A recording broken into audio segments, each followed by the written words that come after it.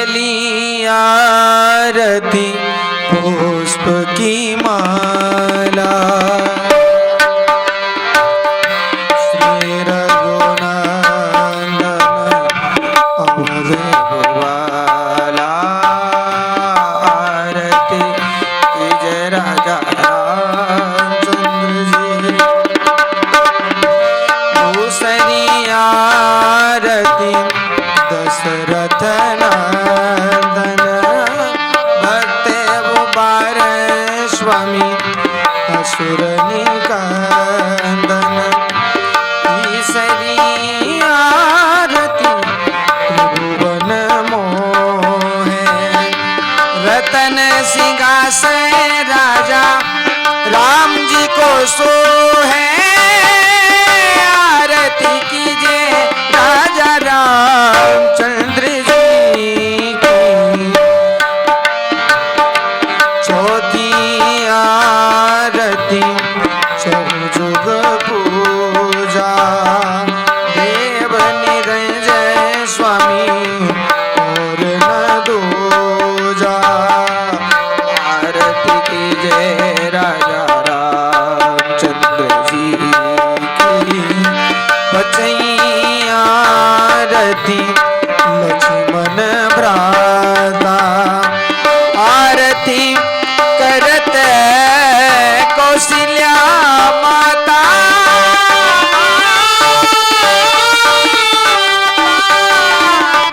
आरती कीजिए राजा रामचंद्र जी की। छठई आरती की जैसी ध्रुव प्रहलाद विभीषण जैसी। आरती की जय राजा रामचंद्र जी। सती आरती राम जी को सोहे राम जी को सोहे राजा राम जी को सोहे।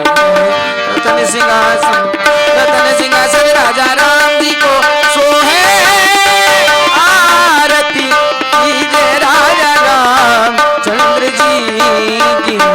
किलापुर में भजत बधाई तुलसीदास स्वामी आरती गाई। आरती की जय राजा रामचंद्र जी। राजा राम राजा राम राजा राम।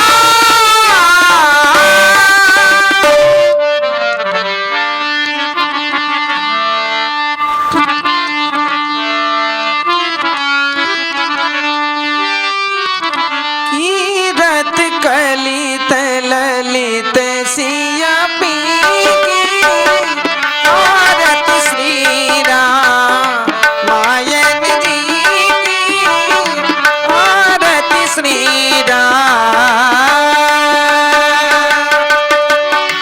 गावत ब्रह्मा दिख मुनि नारद वाल्मीकि भी ज्ञान विशारद सुख सनकादि से अनुसारद भरणी पवन सुत कीरतनी की।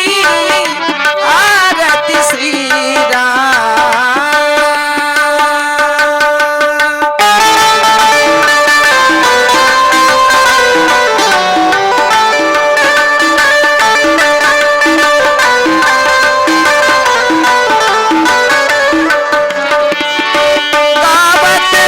संतत शंभु भवानी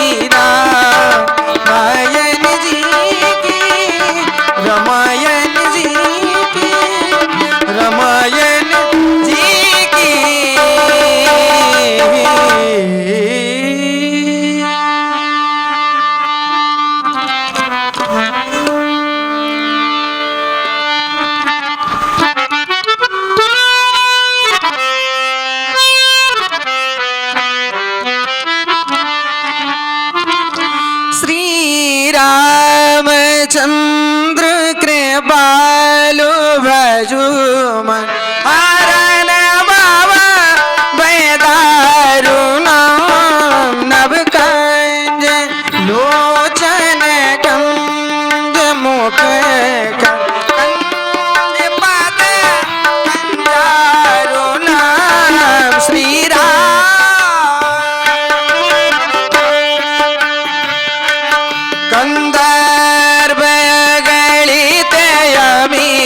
छवि नील दे रद सुंदरा पटपी मानव तड़ी तरुचि सुम जना के सुतावरा श्री राम कृपालु बजो हरण बाबा दारुण श्री राम श्री राम श्री राम।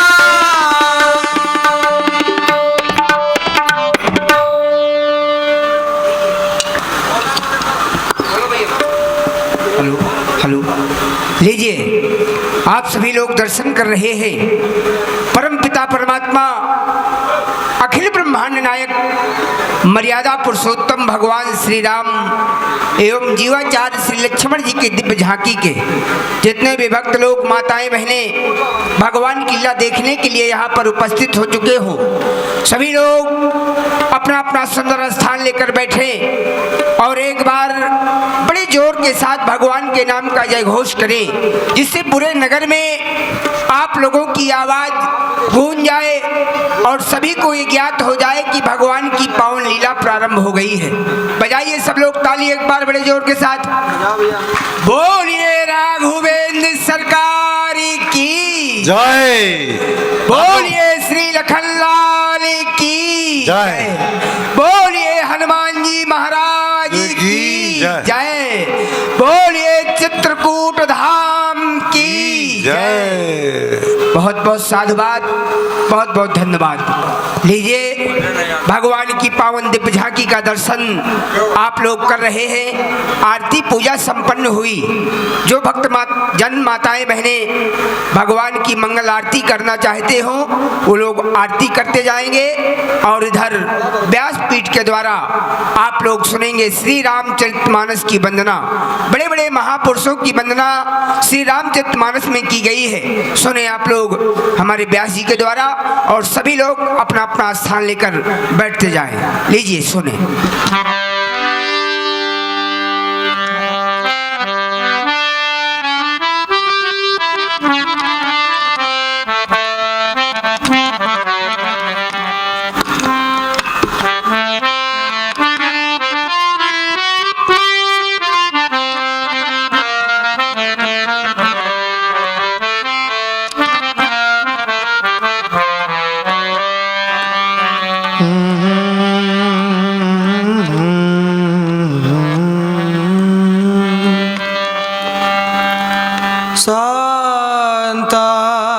शान्ताकारं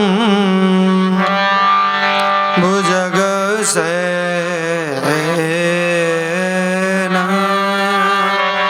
पद्मनाभं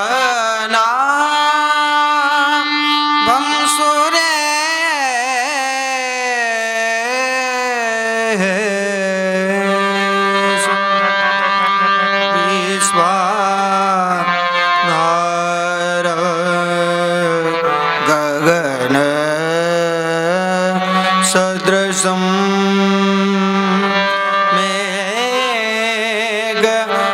मेघवर्णं शुभांगं लक्ष्मी कान्तं कमलनयनं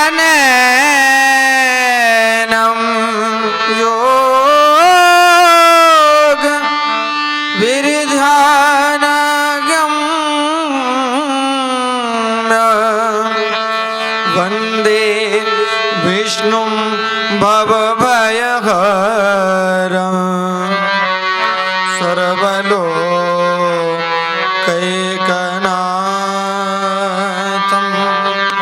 रामाय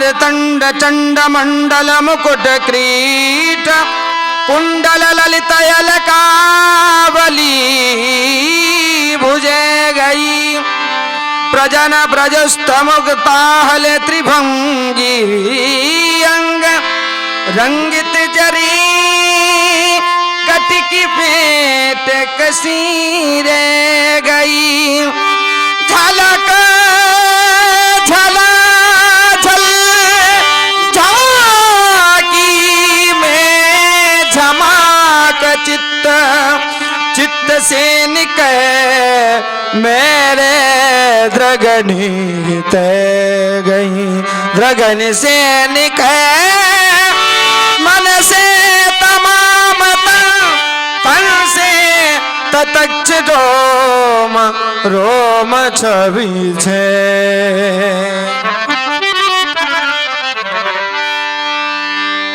राम जय ही सुमिराता सिद्धि हो गणनायक करिब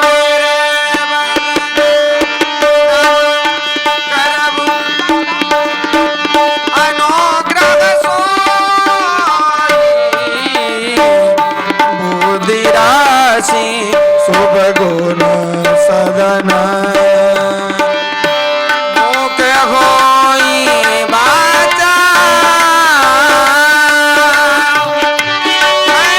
चढ़ाई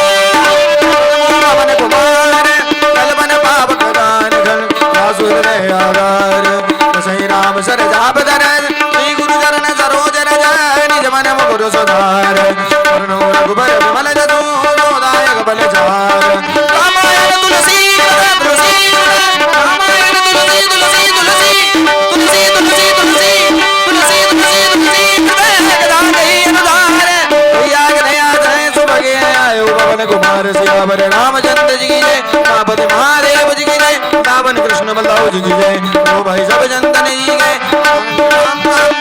स्वामी तुलसीदास जी की जय जय जय जय जय जय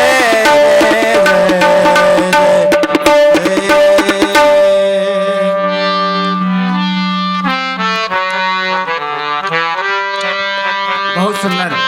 लीजिए, अभी आप लोगों ने सुना श्री रामचरित मानस की वंदना और कार्यक्रम आगे की ओर बढ़ रहा है। अब आप लोग सुनेंगे बड़े ही सुंदर सुंदर आए हुए नर्तक कलाकारों के द्वारा भगवान के दरबार में सुंदर भक्ति गीत और देखेंगे बड़ा ही सुंदर नृत्य।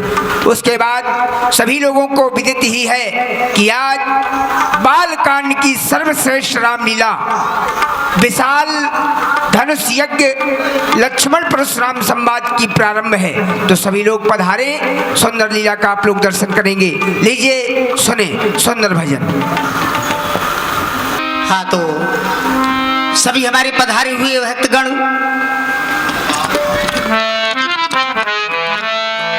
प्रभु का पावन चरित्र प्रारंभ हुआ और प्रथम में आप सभी लोग देख रहे हैं हमारी अखिल ब्रह्मांड के नायक करना वरनाले भक्तवत्सल भगवान मर्यादा पुरुषोत्तम श्री रामचंद्र जी की दिव्य झांकी। तो भाई इस झांकी के दर्शन करते हुए सब लोग अपनी बाड़ी को पवित्र करें और जोरों के साथ जयकारा लगावें। सभी लोग यह नगर में मालूम हो कि प्रभु की लीला प्रारंभ हो गई थी, सब लोग जयकारा जोरों से लगाएंगे। सर्वप्रथम तो प्रभु का स्वागत कर लें, करताल ध्वनि से उठा लें हाथ, सब लोग उठाएंगे भाई हाथ, ये बात, और तालियों से स्वागत कर लें। बजा में ताली, लगा में जोरों के साथ जयकारा। बोलिए राघवेंद्र सरकार की जय, प्यारे लखन लाल की जय, वीर हनुमान जी महाराज की जय। और लीजिए मेरे द्वारा सुंदर प्रभु के दरबार में आप लोग भक्ति गीतों से भरा यह भजन और साथ में मर्यादित पुण्य तो देखिए और सुने। श्री रामा श्री राम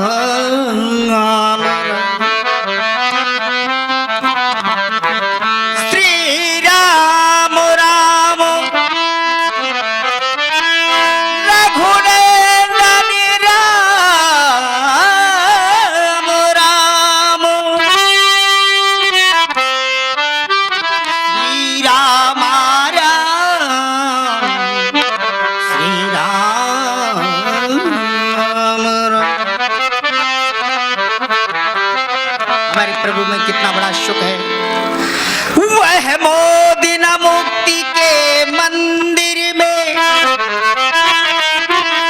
जो प्रमोदी भरा ब्रज धाम में है, इतनी छवि राशि अनंत कहा, जितनी छवि सुंदर श्याम में है। शशि में न सरोज सुधारस में, शशि में न सरोज सुधारस में, न ललाम लता अभिराम में है। इतना सुखी और कहीं भी नहीं, जितना सुखी राम के नामों में है। या भाव भरा भजन। मैं जाती हती जमुना जल को,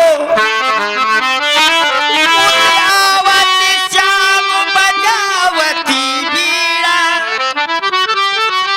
बीड़ा की तान परी मोरे कानन, मैं झझकी और घूंघट की। ये प्रेम भाव लिपटाए लियो,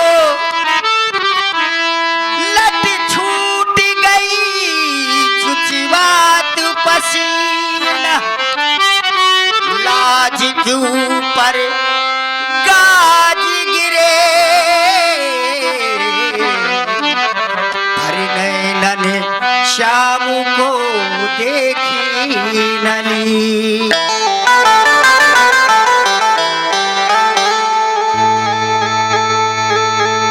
लागी मन में लगन हुई बावरिया, जिया ले गयो मेरा सांवरिया। आप सुनिएगा भजन, बड़ा प्यारा भजन है।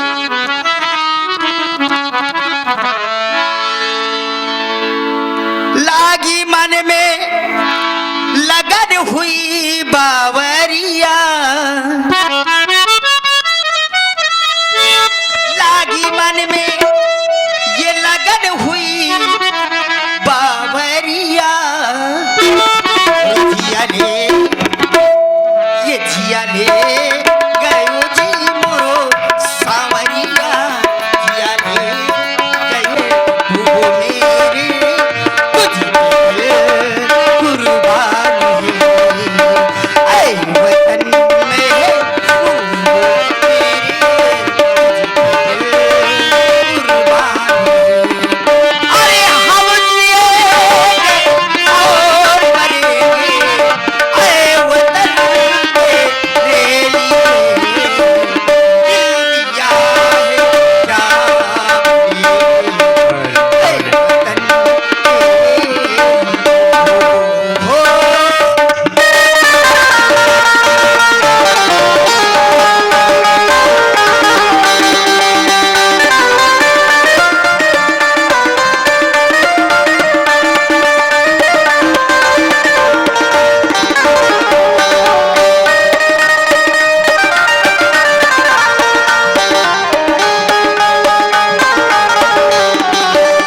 मिथिला की ही नहीं अपितु समस्त आर्यावर्त की एक श्रेष्ठ नर्तिका हो, एक कुशल गायिका हो।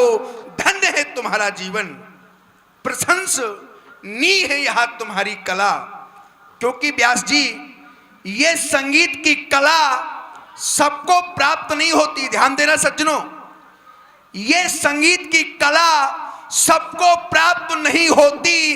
ये संगीत की कला उसी ही प्राप्त होती है जिसके द्वारा कठिन साधना की जाती है, जिसके द्वारा कठिन तपस्या की जाती है, जिसके द्वारा अथक प्रयास किया जाता है। उसी ही यह श्रेष्ठ संगीत की कला प्राप्त होती है।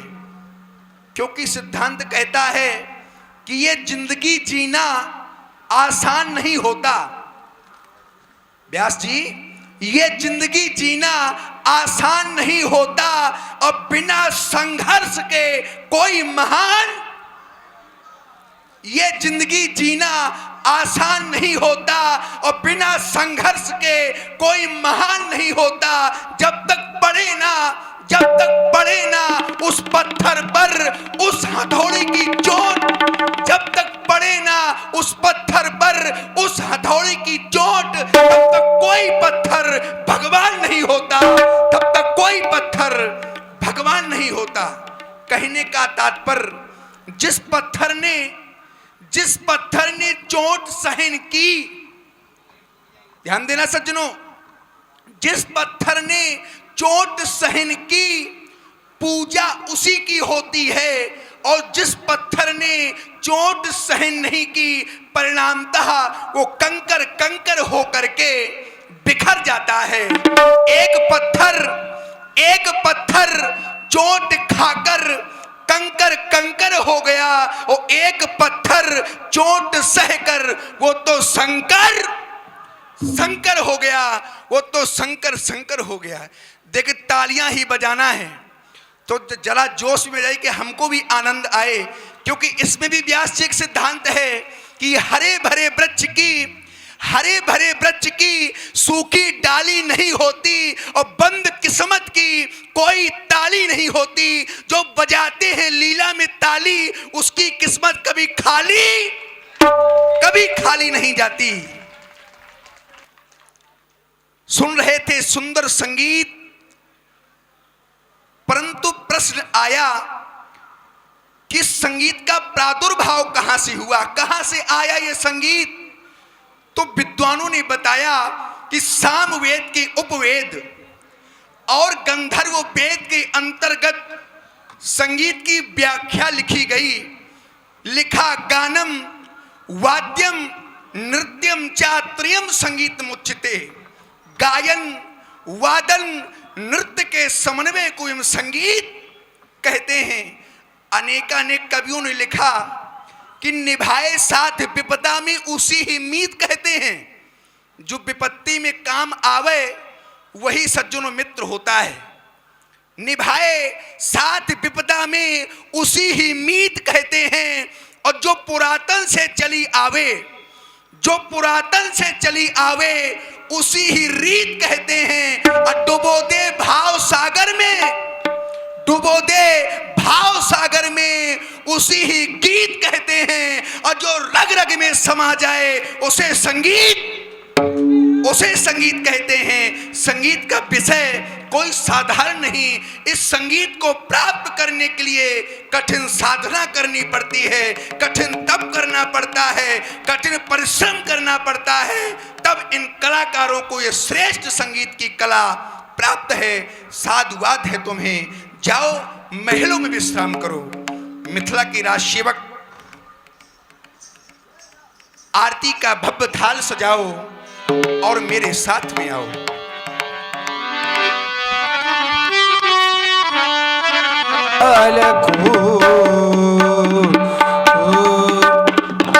कैसा हो रहा है यार?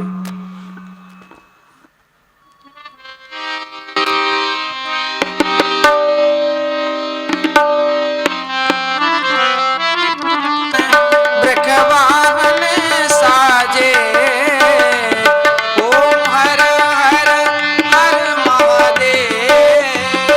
शिव द्विभुज चार चतुर्भुज दस भुज शेषों है। तीनों रूप निरखता शिव जी को रूप निरखता। त्रिभुवन जन्मों है ओम हर हर हर महादेव।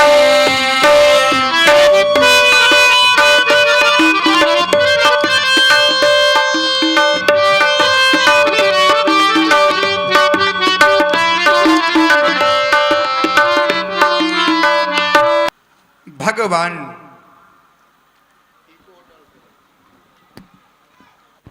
पिनाकी के पावन पिनाक, गजानन व खड़ानन के प्राण प्रिय आह्लाद, प्रकांड पौरुष के प्रवर्तक देवत्व और मनुष्यता के समर्थक शाश्वत का शुभ संदेश देने वाले महाकाल के दिव्य आयुध, आप जब से महाराज श्री देवरात को प्राप्त हुए हो मेरे आराध्य, तब से लेकर आज तक नित्य प्रति आपकी वंदना, आपकी अर्चना, आपकी आराधना की गई दयालु। परंतु मैंने आज तक आपसे कोई याचना नहीं की। हाँ, मैंने आज तक आपसे कुछ मांगा नहीं, परंतु आज मैं आपके सामने झोली फैला करके आपसे याचना करने आया हूं। हाँ, अपनी बेटी सीते के लिए आज आपसे कुछ मांगने आया हूं। क्यों? क्योंकि कौन बनेगा जनक का जमाता, कौन बनेगा मेरी बेटी सीते के मांग का सिंदूर, ये आप पर आधारित हो गया है। क्यों? क्योंकि मैंने एक कठिन प्रण ठाना है। क्योंकि कर लिया मैंने कठिन प्रण, क्योंकि कर लिया मैंने कठिन प्रण, तो पूर्ण कारिवाना तुम्ही वो हो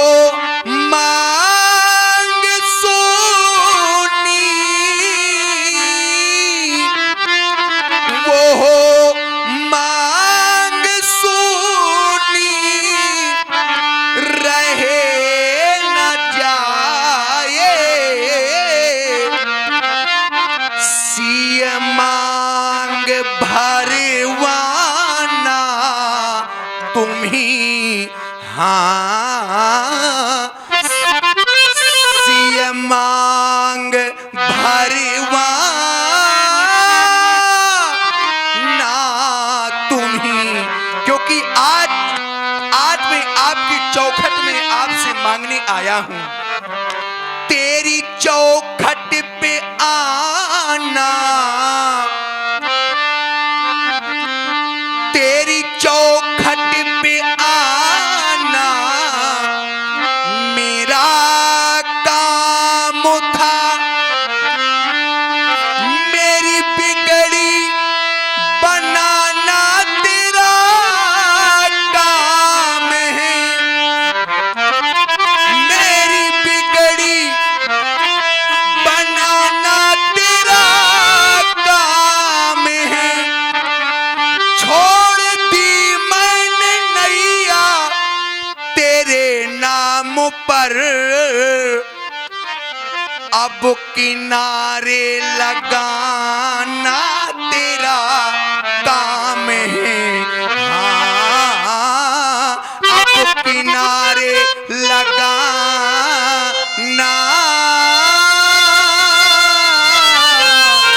तेरा काम है, क्योंकि आप तो एक संत हैं। ध्यान देना सज्जनों, क्योंकि आप तो एक संत हैं और संत का जीवन बंधुओं केवल परोपकार के लिए होता है। हाँ देखिए, योगीराज जनक जी के सुंदर अभिनय पर 20 मुद्राएं अशोक व्यास सिकटिया की ओर से 20 मुद्राएं योगीराज जनक जी के सुंदर अभिनय पर प्रदान की गई है। जनक जी उनका कल्याण कर। सज्जनों, जनक जी की भूमिका में श्री अमित शुक्ला जी इस बार हमारे मंच पर प्रथम बार अभिनय करने जा रहे हैं और बहुत सुंदर अभिनय उनका हो रहा है। इसी मुद्रा में, इसी कड़ी में 20 मुद्राएं अशोक व्यास सिकटिया की ओर से प्रदान की गई है। जनक जी उनका कल्याण करें। क्योंकि आप तो एक संत हैं और संत का जीवन बंधुओं केवल परोपकार के लिए होता है। संत कभी अपने लिए नहीं जीते, संत कभी अपने लिए नहीं जीते, संत तो सदैव दूसरों के लिए जिया करते हैं। संत तो सदैव परोपकार के लिए जीते हैं। और ध्यान देना, इस संसार में जो अपने लिए जीते हैं, इस संसार में जो अपने लिए जीते हैं, उन्हीं का यहाँ मरण होता है। और जो दूसरों के लिए जीते हैं, जो परोपकार के लिए जीते हैं, उनका यहाँ मरण नहीं, उनका तो सदैव स्मरण होता है। संत का जीवन एक फूल की तरह होता है। फूल कोई खिला जब किसी डाल पर, फूल कोई खिला जब किसी डाल पर, तो धूल से रूप ले कर संवरना पड़ा। धूल से रूप ले कर संवरना पड़ा। प्यास धरती की बुझ ना सकी जब स्वयं, तो सिंधु को बिंदु बने कर बरसना पड़ा। सिंधु को बिंदु बने कर बरसना पड़ा। किसी व्यक्ति ने फूल से प्रश्न कर दिया, किसी व्यक्ति ने फूल से प्रश्न कर दिया कि तुम सबको सुगंध देते हो, ऐ पुष्प तुम सबको सुगंध देते हो, परंतु उसके बदले में तुमको क्या मिलता है? तो फूल ने बड़ा सुंदर उत्तर दिया कि लेना और देना, लेना और देना ये तो व्यापार है, परंतु देके कुछ ना लेना, इसी का नाम संसार में प्यार है। पुनः दूसरे व्यक्ति ने प्रश्न कर दिया कि जब तोड़ने वाला व्यक्ति तुम्हें तोड़ता है, ऐ पुष्प जब तोड़ने वाला व्यक्ति तुम्हें तोड़ता है तो क्या तुम्हें पीड़ा नहीं होती? तो फूल ने बड़ा सुंदर उत्तर दिया कि जब तोड़ने वाला व्यक्ति मुझे तोड़ता है और मैं उसके मुख की प्रसन्नता को देख करके अपनी पीड़ा का आभास भूल जाता हूं। यही जीवन एक संत का होता है। प्यास उद्धरती कि बुझ ना सकी जब स्वयं, तो सिंधु को बिंदु बनी कर बरसना पड़ा। और सज्जनों, शोधोता स्वर्ण की तबो प्रमाणित हुई, तो अग्नि से तपते हो कर निखरना पड़ा। सोने की शुद्धता का पता तभी चलता है जब सोने को तपाया जाता है। शोधोता स्वर्ण की तपो प्रमाणित हुई, अग्नि से तपते होकर निखरना पड़ा। और सज्जनों, विश्व में जब महादेव कोई बना, विश्व में जब महादेव कोई बना, तो मूंद करो आंखों विष पान करना पड़ा। मूंद करो। जो अमृत पीते हैं, जो अमृत पीते हैं उन्हें हम देव कहते हैं, और जो विष पीते हैं उन्हें हम देव नहीं, उन्हें तो महादेव कहते हैं। और महादेव के जीवन से हमको ये सीख मिलती है कि थोड़ा थोड़ा जहर पीने का अभ्यास हमें भी करना चाहिए। क्यों? क्योंकि आजकल समाज में कूटनीति का और राजनीति का जहर फैल चुका है।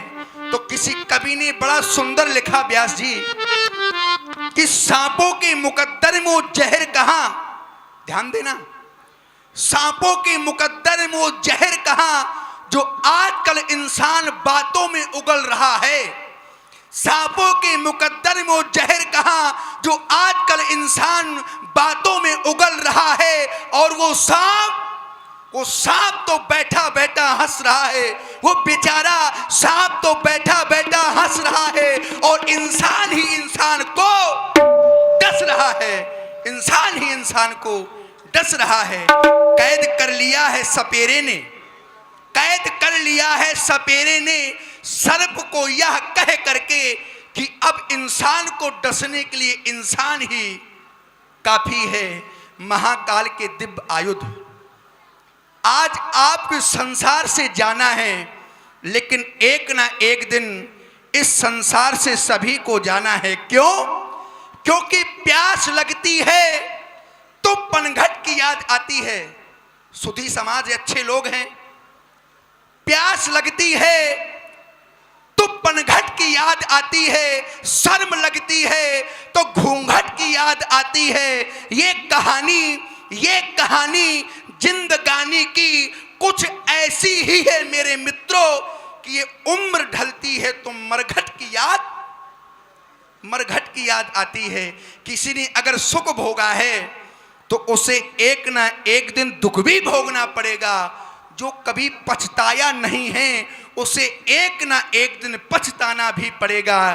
क्योंकि लगे कहन कछु कथा पुरानी ने, जय सिया राम, जय जय सिया राम, जय श्री राम, जय जय सिया राम।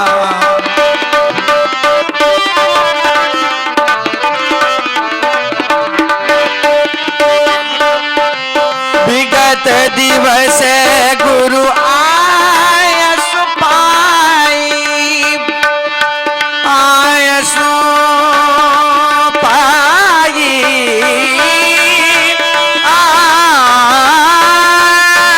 आयसु पाई। विगत दिवस गुरु आयसु पाई। जय सिया राम, जय जय सिया राम।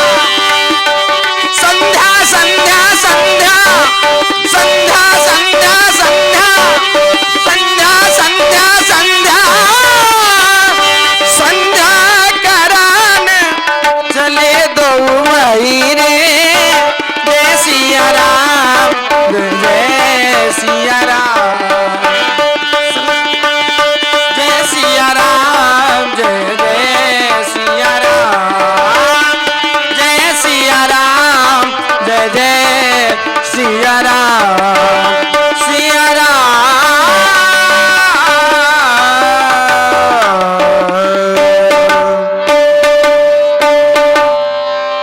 करि भोजन मुनि बर विज्ञानी लगे कहन कछु कथा पुरानी विगत दिवस गुरु आय सुपाई संध्या करन चले दो भाई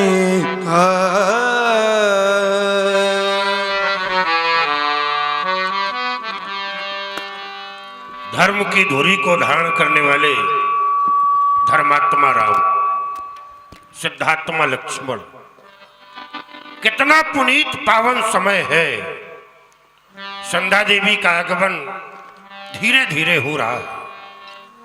ऐसे में प्रत्येक प्राणी को चाहिए कि संध्या वंदन करे, क्योंकि संध्या करने से मनुष्य के क्षणिक पाप नष्ट हो जाया करते हैं। जो भूल बस पाप होते हैं वो संध्या करने से समाप्त हो जाते हैं।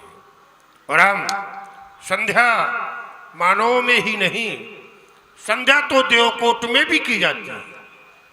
बताया गया सिंधु से मज्जित होके खगों के मध्य रवि से पढ़मंत्र लिया करता है। त्यो कर जोट की ओट में हो कछुओस का नीर पिया करता है। चंद्र के पात्र में अर्घ उठा दृग कंज भी मूंद लिया करता है। औरों की बात कहाँ लो कहूं, बेटा सूर भी संध्या किया करता है। भगवान भास्कर भी संध्या करते हैं। बड़ा रमणीक समय है। संध्या देवी का आगमन धीरे धीरे हो रहा है। देखो ना, ये संध्या वंदन मनुष्य के लिए परम आवश्यक है। मानव जात के लिए संध्या करना अति आवश्यक है। और वही समय सन्निकट है लाल, लखोलाल, संध्या समय आ गया है। तिमिर झांकता व्योम में छा गया है।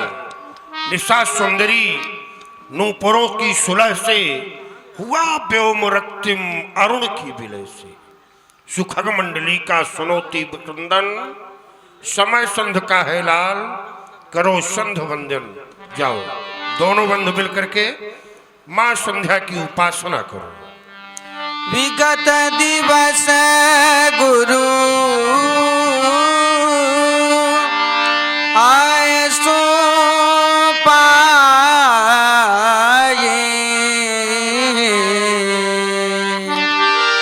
संध्या करना चले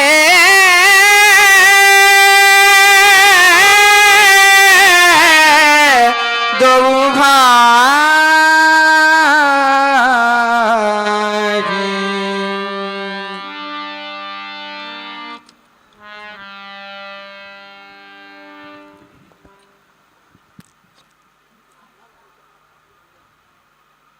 नित्य प्रत की भांति पूज्य गुरुदेव जी का आदेश हुआ। आराधना, उपासना एवं वंदना हेतु क्यों नहीं भैया, या विगत होने वाला प्रत्येक क्षण मात्र इतिहास का एक पृष्ठ बन जाता है और आने वाला क्षण उस पृष्ठ को फाड़ भी सकता है, उस पर अपनी टिप्पणी भी कर सकता है।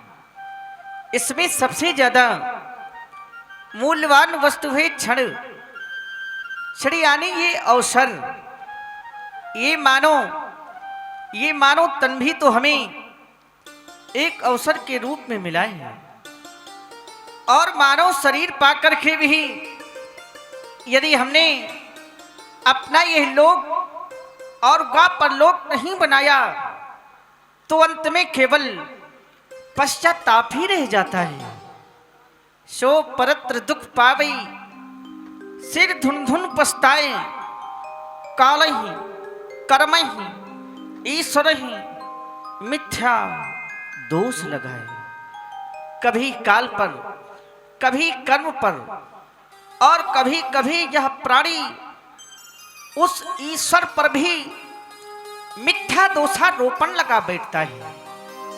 क्यों नहीं भैया, यह समय हमें संकेत कर रहा है। आओ चले पूज गुरुदेव भगवान की आज्ञा का दोनों बंधु अच्छा सह पालन करें, आराधना उपासना वंदना करें। आओ भैया।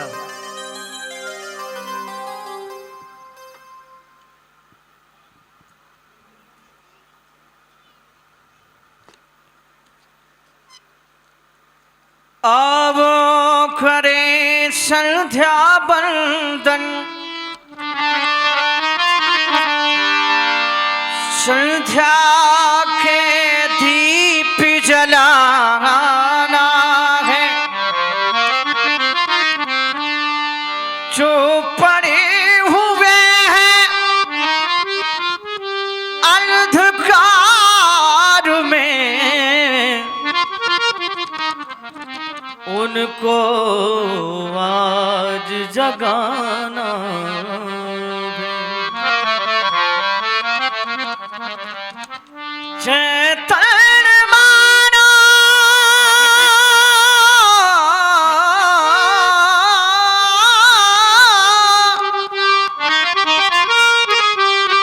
के हृदय में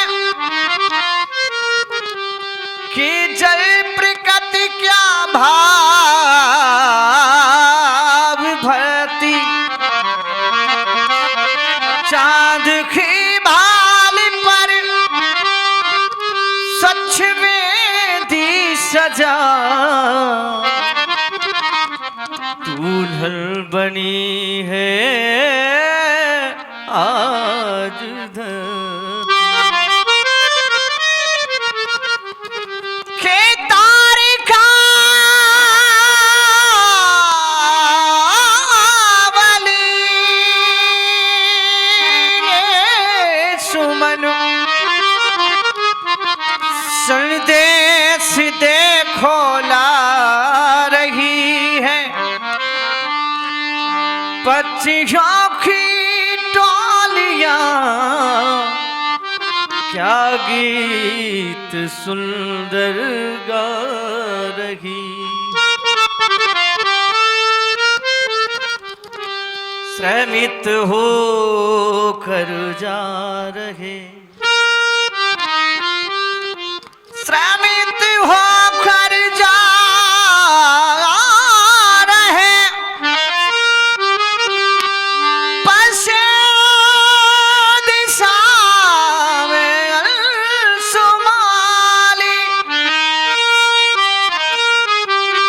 प्रकृति दुल्हन के माग में देखो सजाए शुभ लाली।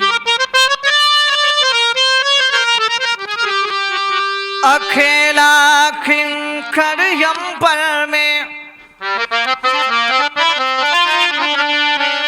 पड़ी रखा ऐसे दिखाई है।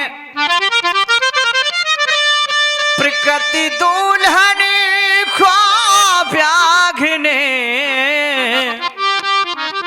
चिमितारों की बारावत आगे।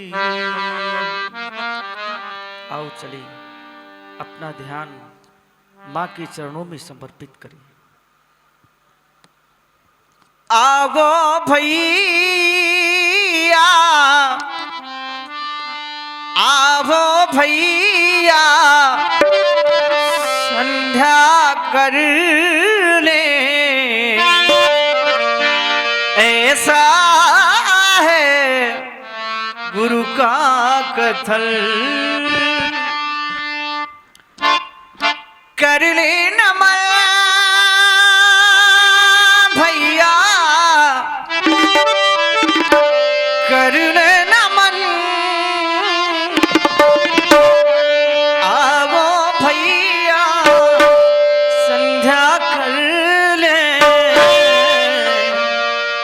ऐसा गए गुरु का कथन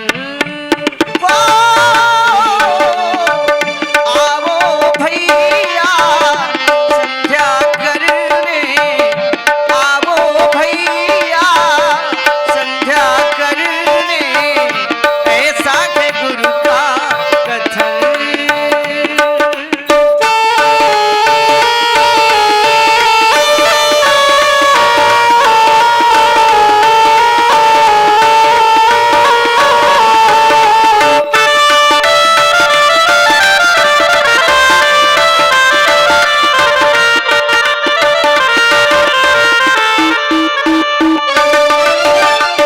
कर ले नमन भैया कर ले नमन कर ले नमन भैया कर ले नमन आवो भैया संध्या कर ले ऐसा है गुरु का कथन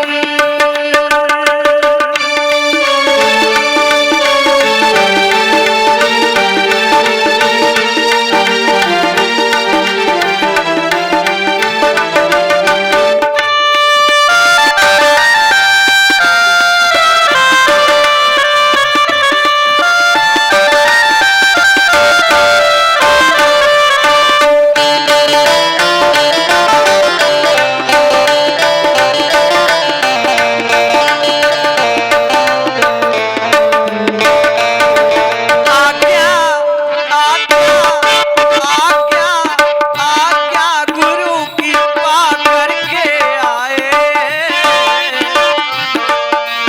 आज्ञा आज्ञा गुरु की कृपा करके आए माँ के चरणों में शीश झुकाए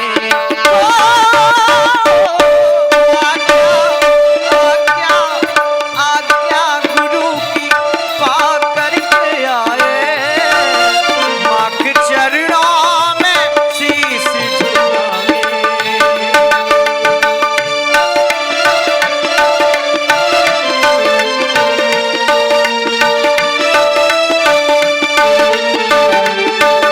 भगवान के द्वारा आदेश हुआ आराधना उपासना एवं वंदना हेतु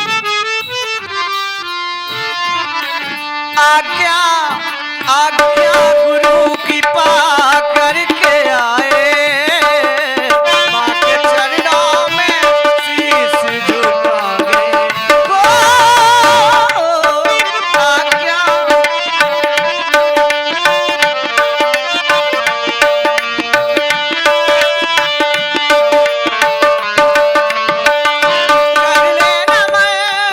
कर ले नमन भैया कर ले नमन भैया कर ले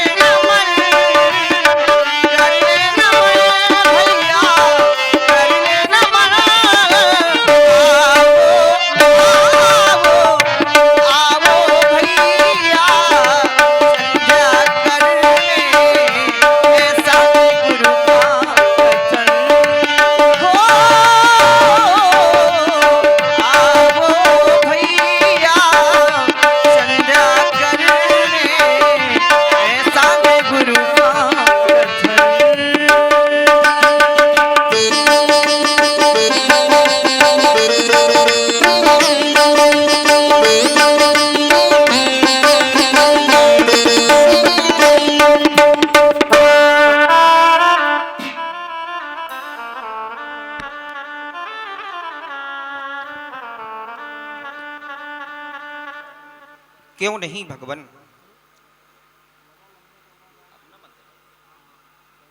रघुकुल गौरव, रघुवंश दिवाकर, धर्मिष्टम धनम नृणाम, यज्ञो अहम भगवंतना, दक्षिणा ज्ञान संदेशा प्राणायाम श्रेष्ठ बलम। हे भैया, मेरे जीवन में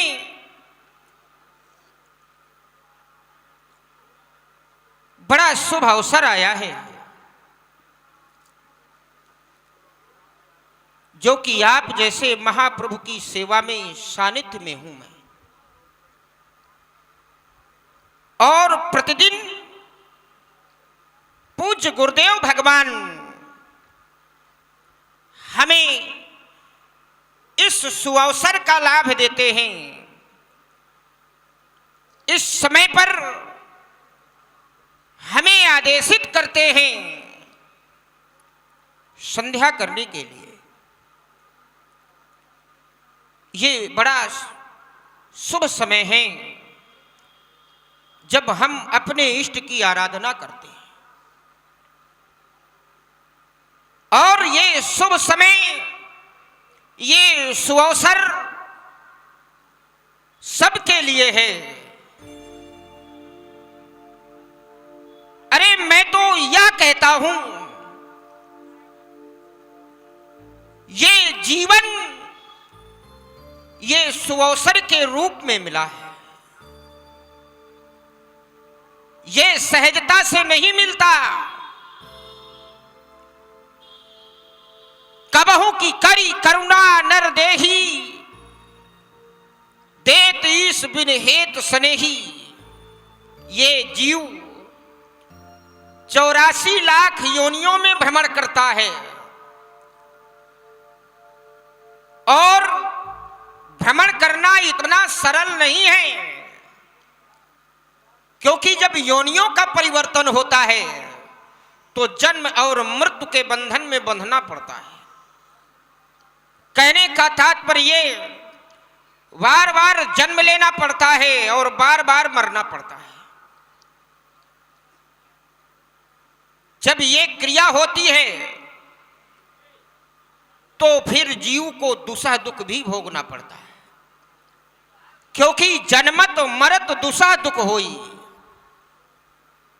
जब बार बार जन्म और मृत्यु, बार बार दुसह दुख ये जीव भोगता है, योनियों में भ्रमण करता रहता है, तब वो परमपिता परमात्मा जीव के इस दयनीय स्थिति को देख करके कृपा करते हैं, और आचार्य कहते हैं कबहू की करी करुणा नर देही, देत ईश बिन हेत स्नेही। ये मानव जीवन देते हैं। ये मानव जीवन जीव चराचर याचत एही, नर समान नहीं कौनो देही।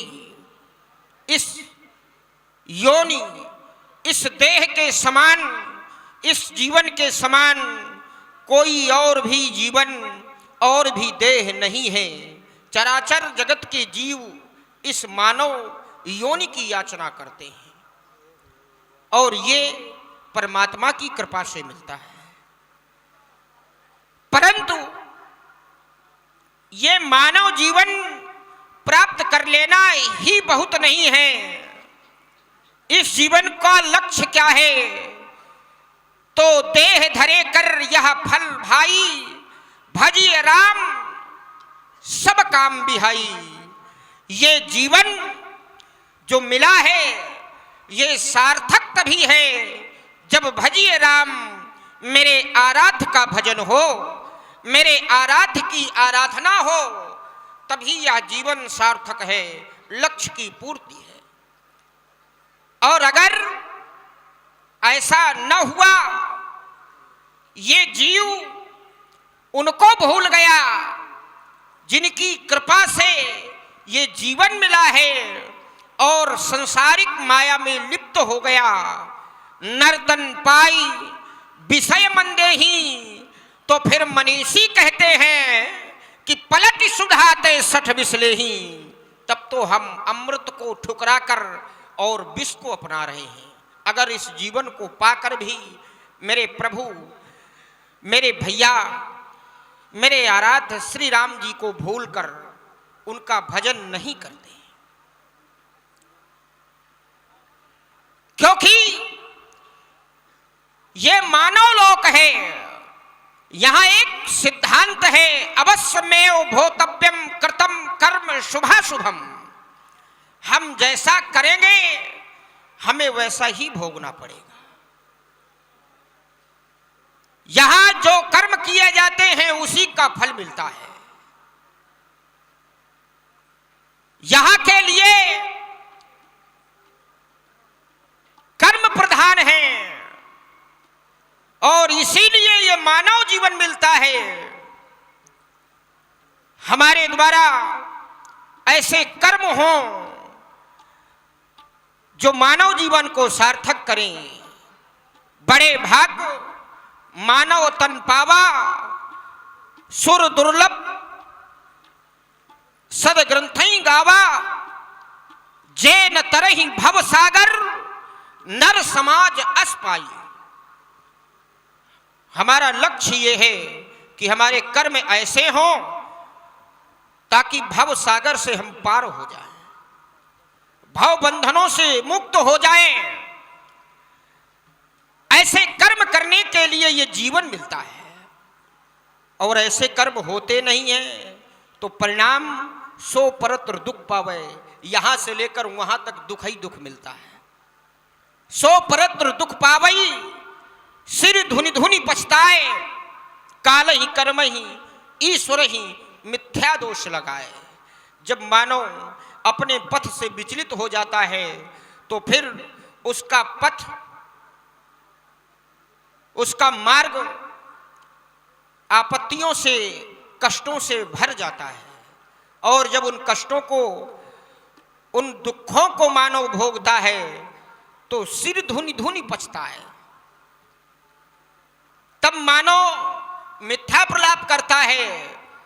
काल ही कर्म ही, कभी काल को, समय को, मानव कभी समय को कोसता है। हमारा समय अच्छा नहीं है, बिगड़ा हुआ है।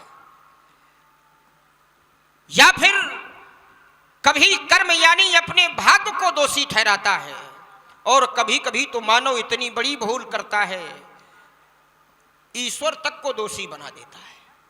परंतु हमारे मनीषी कहते हैं मिथ्या, ये सब दोष लगाना मिथ्या है। क्यों? क्योंकि अवश्य में भोतव्यम, हम जैसा करेंगे अवश्य ही हमें वैसा भोगना पड़ेगा। कल के कहने से कल नहीं मिलता, कठिनाई कह देने से हल नहीं मिलता। लगाया पेड़ चौराहे पर तो खाने को फल नहीं मिलता। जो जैसा करेगा उसको वैसा ही फल मिलेगा।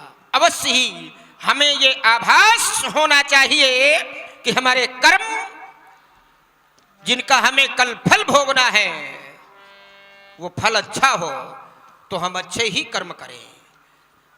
आदेश पूज्य गुरु भगवान का और गुरु पीठ का आदेश सर्वोपरि है। हम अपने आराध्य की आराधना करें, अवश्य ही, क्यों नहीं। मेरे पूज्य, मेरे आराध्य हे भैया, मैं आपके श्री चरणों में आराधना के सुमन समर्पित करता हूं। श्री रामचंद्रम करुणा निधानम, श्री रामचंद्रम मम प्राण प्राणम, श्री रामचंद्रम भव सिंधु यानम, श्री रामचंद्रम प्रणमाम नित्यम। बोलिए राघवेंद्र सरकार की जय। प्राची दिशि शशिभुयभू सुहावा, सिया मुख सरिस देखी सुख पावा बहुरी विचार किन मन माही सिय वदंशम हिम करना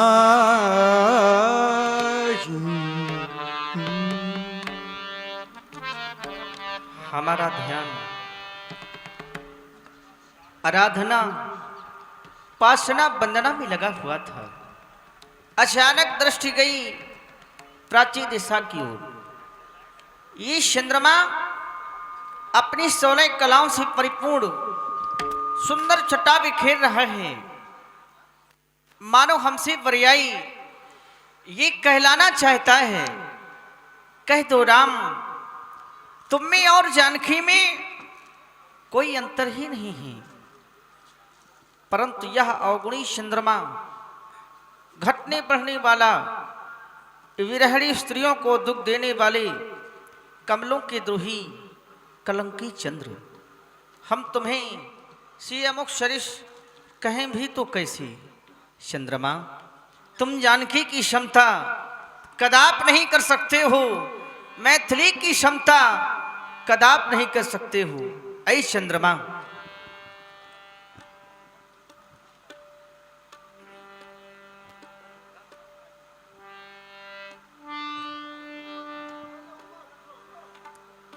किया चाँद ने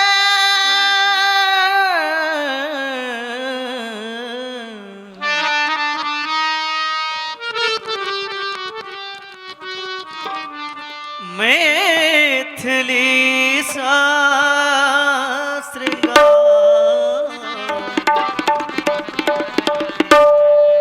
हुए हुए टुकड़े चाँद के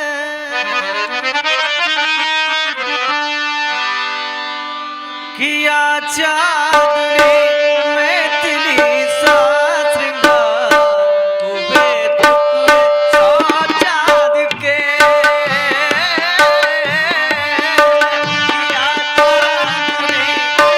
किया चाँद ने किया चाँद ने मैथिली शास्त्र हुए टुकड़े चाँद के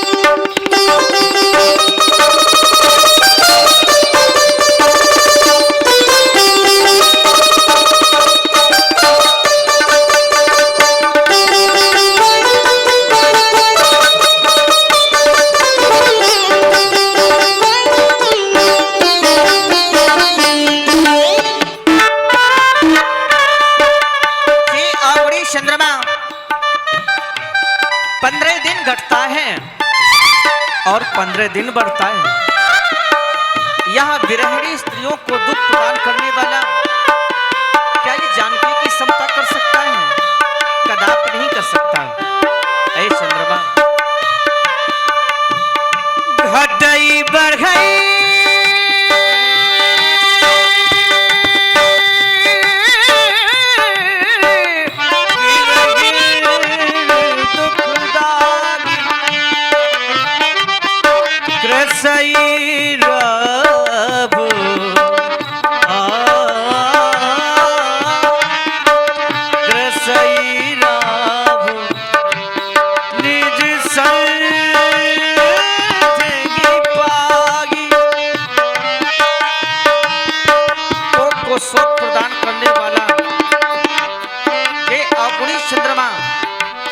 जिसमें अवगुण ही अवगुण है, ये अवगुणों का केंद्र है चंद्रमा, और वो जानकी है गुणों की खानी।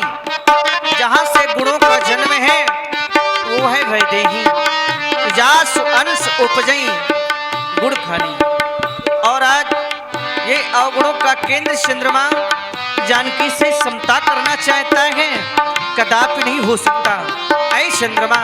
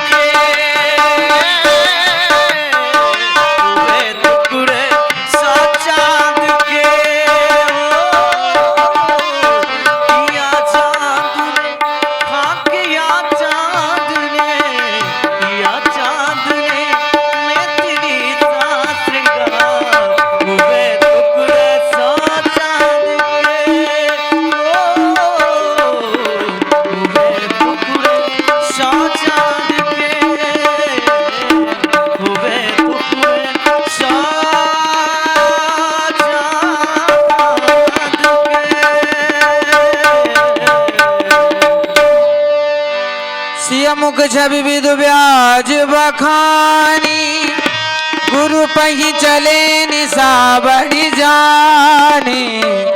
हरि मुनि शरण सरोज प्रणाम।